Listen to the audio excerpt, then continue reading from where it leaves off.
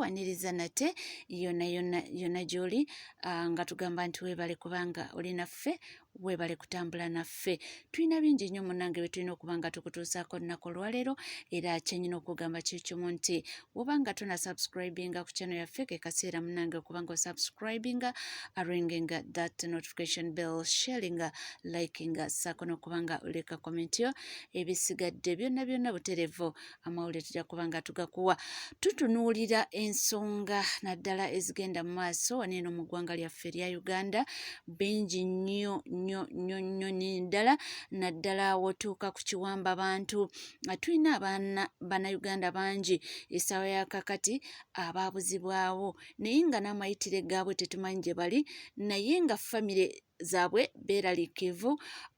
N'abanakibiina waliwo abamu nga ba political activists, abamu just baawambibwa lwa nsonga zimu oba endala, bino ebya politics bingi nnyo bye tunuulira olunaku olwaleero, ate ne tudda na ku embeera eriwo ey'okulaba nti bannayuganda battibwa.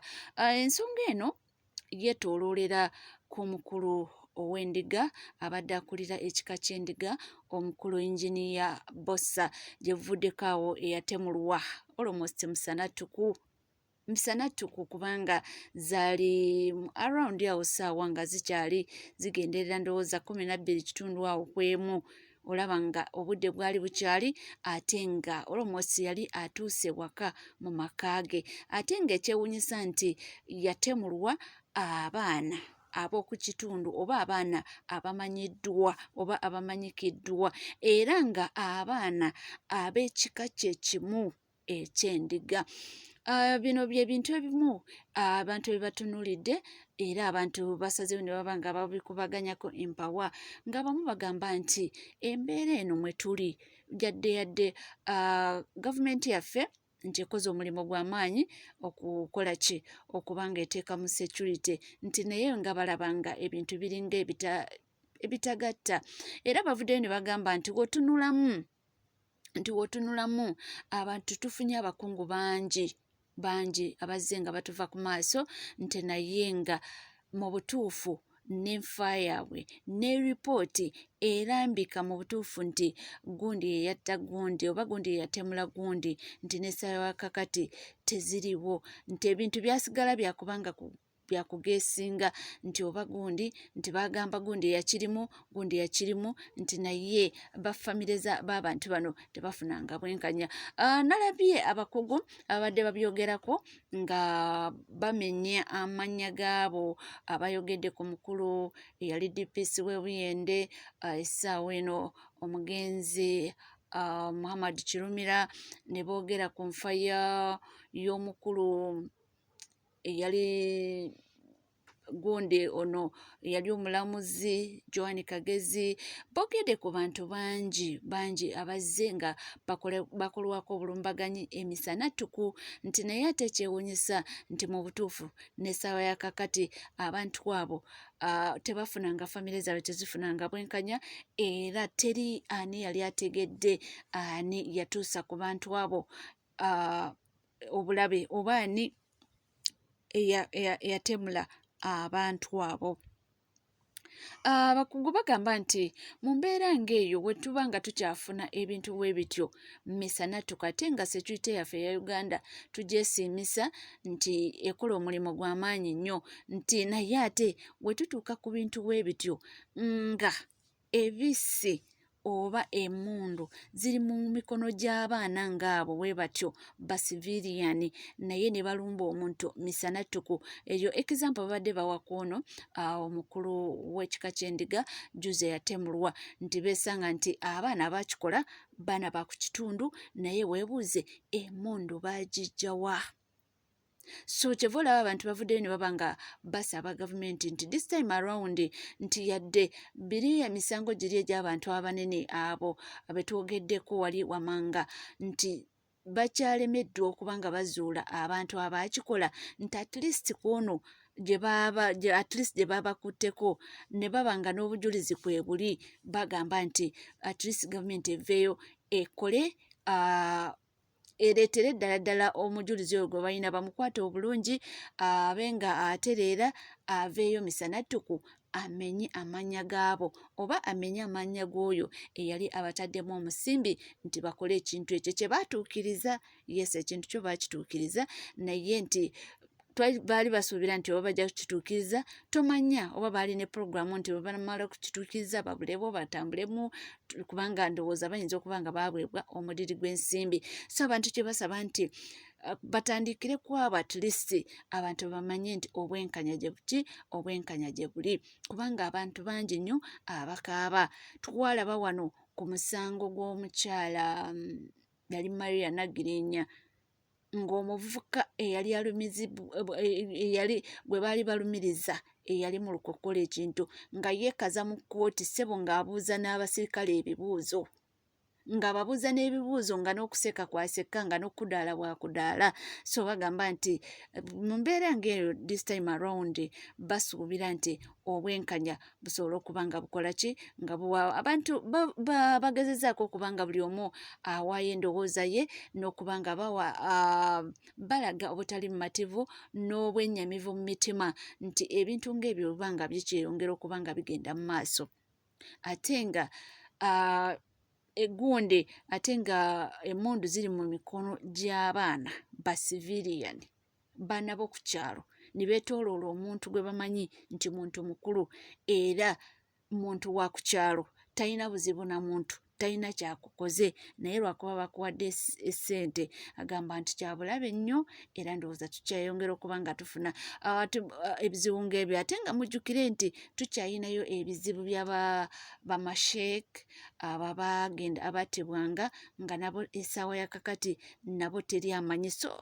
abantu ne bagamba nti nedda wayina ekisaanidde okuba nga kikolebwa ate era ne basaba omukulembeze w'eggwanga Yoweri Kaguta Museveni nti ayina okubaako byakola era ne bamuwa ku magezi munange yadde si be bali mu ntebe naye nabo bagezezaako okuba nga bamuwabula ne bamugamba nti munange oba singa okola kino na kino oluusi twandibadde tukola ki ebigambo munange byonna byonna si byange nze ndiwo okuba nga mbikuleetera era naawe okuba nga otegeera endowooza z'abantu kyolowooza kituufu ebintu bino ebigenda mu maaso gavumenti erina okuba nga ekola etya era emisango gino gavumenti erina okuba nga egikwata etya era abaana bano naddala oyo eyasimatuka wanaaba nga ateredde awonye bamukolere ki. Nze naawe abantu bibino ebigambo byabwe waliwo omunankyukakyuka omu ye avuddeyo naaba nga ayogera ku kintu kino era nga mukambwe mukko ng'agezaako okuba nga alambulula era ng'alaga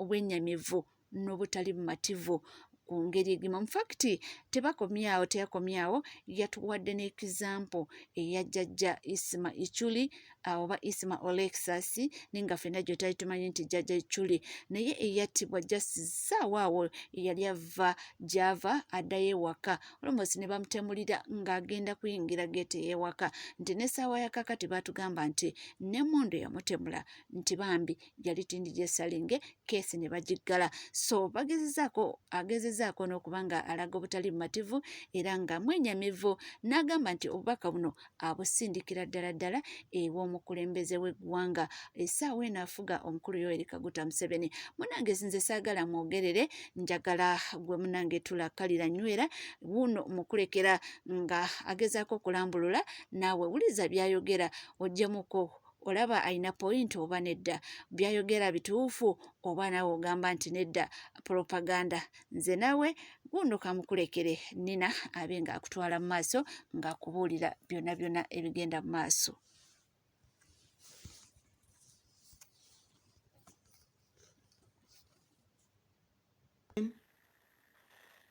Mpita Yoweri Museveni Lutayasibwa Kaguta omwana omulundi omwana omunyarwanda omwana eyajja ne maama we Uganda wawamba bannayuganda afuna omukisa walimbalimba bajjajjaffe abalina integrity n'obalimbalimba until now okyatufuga era okyayagala okwesimbawo nga you are vulnerable byenakugambye ekiro Museveni. Thank you so much. Thank you. Museveni batta batya bannayuganda neweebaka mu State House. Munnayuganda baamuse around 8 o'clock oba 7 o'clock in the evening. Ne president tannayisa ene gulire. Ebifaananyi ebya Selefi Museveni tukulaba ngo obyina. Museveni kiki ky'oyagaza bannayuganda? Kisookera ddala okubuuzibwa. Kiki ky'oyagaza bannayuganda Museveni?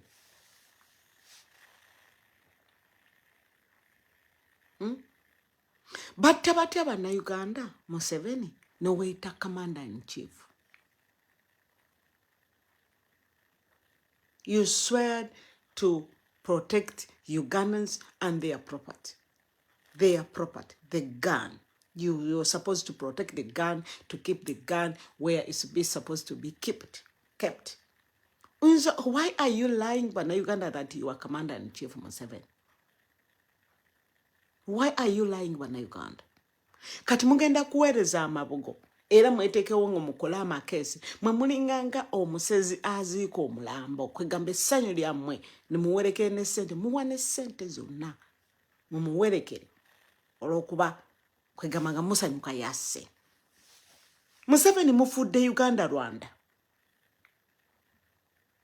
era abasinga abe Rwanda ababeera Uganda ne bakaayana ne bagamba tata Abanyarwanda naffe mutuwe ekitiibwa. Lwaki mukimanyi nti President Munyarwanda era ye Commander-in-Chief? Omulala ayinza okwegamba waki kati Museveni ajjirawa mu bino ebintu. Museveni sweared to protect Ugandans.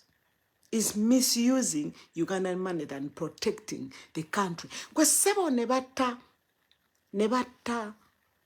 oli gundi Kawesa. Nothing has improved in Uganda. Neba mutise Mundu. Nothing has improved. Why are you calling yourself the Commander-in-Chief? Nebata Mr. Wamala. Nothing has improved. The businessman yale wa mchikobo. Fena tuchimanyi. Nti a mistake leads to a bad feedback makes improvement. Nene bata abantu abo bonna Kagezi abiriga omugenzi Kirumira gatta kono omusajja w'endiga gwe basse. Nothing has improved. Kati nga gwe Munnayuganda kikula gachi. Are you safe in your country? Are you safe in your country? Museveni, I want you to tell Ugandans today if we are safe in Uganda. We are not safe in Uganda because everyone is carrying a gun, and the gun they are ready to shoot and kill.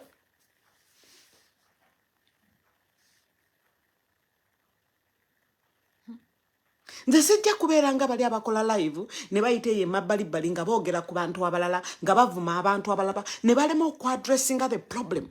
Mwe bloggers muli coward. Musalawo ne muvuma abantu abalala. Bloggers muli coward. We all know our problem is Museveni. Mukola live ne mwesiba ku bantu ne mbeera obsessed n'abantu ne muvuma abantu abalala than attacking Museveni. The same muntu gwengenda kuvuma, I'm gonna go straight to him.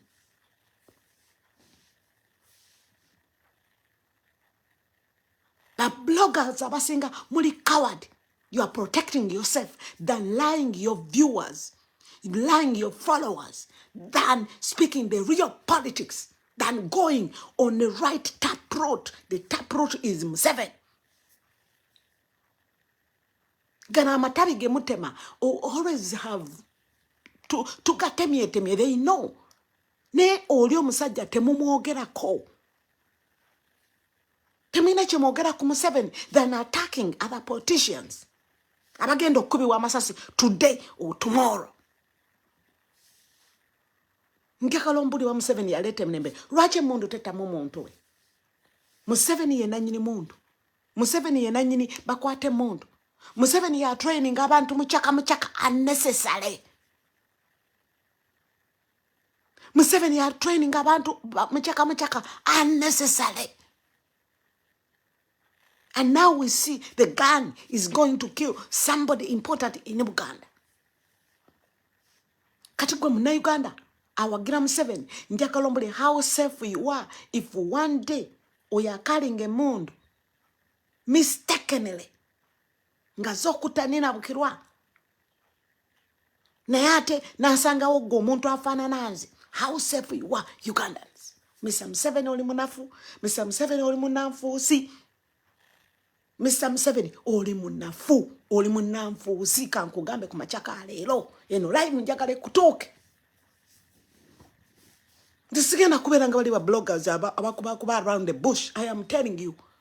Wakwata Bible weesibye ku bannayuganda oganye. Bannayuganda balonze bakumye obululu obbi obululu. You have forced yourself and grew in the power. But if you have grown in the power, all these murders, assassination, what have you learned and what have you done to protect Ugandans? Kenkugambire mu Kingereza. You hold the Bible, Museveni Rutayasibwa, Kaguta, Yoweri Museveni. You hold the Bible. Ugandans have decided to vote you out from elections.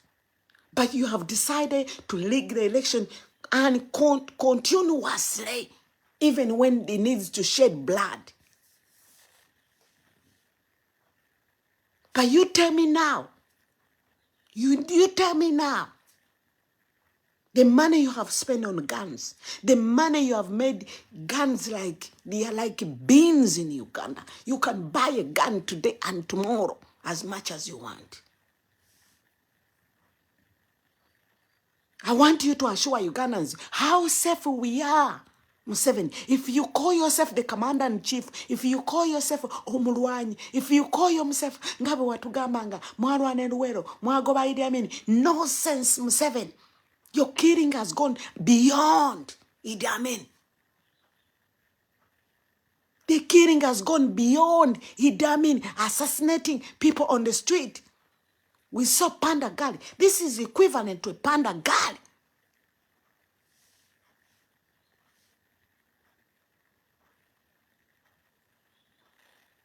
But if they tell you today, Tinina Bukirwa Yagala Kusala Kuda ku NRM, tomorrow you approach me. If you tell tomorrow to opening up a tap or a boa, Museveni will go. If you say tomorrow they will be opening a toilet, Museveni to go. Museveni, you are lucky to know. Museveni, you don't know the job. You don't know the job you are having. Museveni, you're mistaken knowing your job. You are the commander-in-chief. You are the person trained in well. You told our grandparents and took them in well. You assassinate them, and now you are assassinating their kids.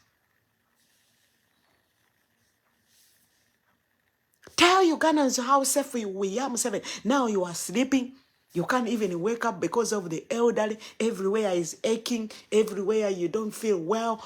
You can't even come out to speak. Nayo olabe abaganda boyagala okujjako amataka. You will call them in status that day you are awake. What does it tell us? Museveni, you are soft. That's why the crime is high in Uganda. You are soft because you are the one who gave them the gun, and you don't want to talk about it because you clearly know that they will turn against you. Museveni, you are very soft because you gave these people the offices. You gave them the offices. You gave the criminals in the office. You handed guns to criminals, Museveni. And you know, you can't talk about it because they will turn against your family. You tell me for 40 years, what type of a family, what gene do you have that in your family you haven't lost anyone? Bagamba, Bible egama, tialikwate chitala, alifa chitala. How comes in your family no one has been killed by a gun? If you are not the killer. Ono musajja musewa chi Museveni. Some people, they will say Mengo. No, Mengo is a part of it, 20%. But the person who declared himself as a president of Uganda, the person who hold the Bible and swear to protect Ugandans and their property is in the State House, is the one to blame. Stop beating up the bush, you bloggers. Stop lying, Ugandans. Museveni is 80% of the problem. What is happening now in Uganda? You think Museveni doesn't know what he's doing? Omukazi mundamawulire bwe yamugamba Oliver Lutaya, kiki yamugamba Museveni? You think he's deaf? Museveni, you are not deaf. You are not deaf for Museveni.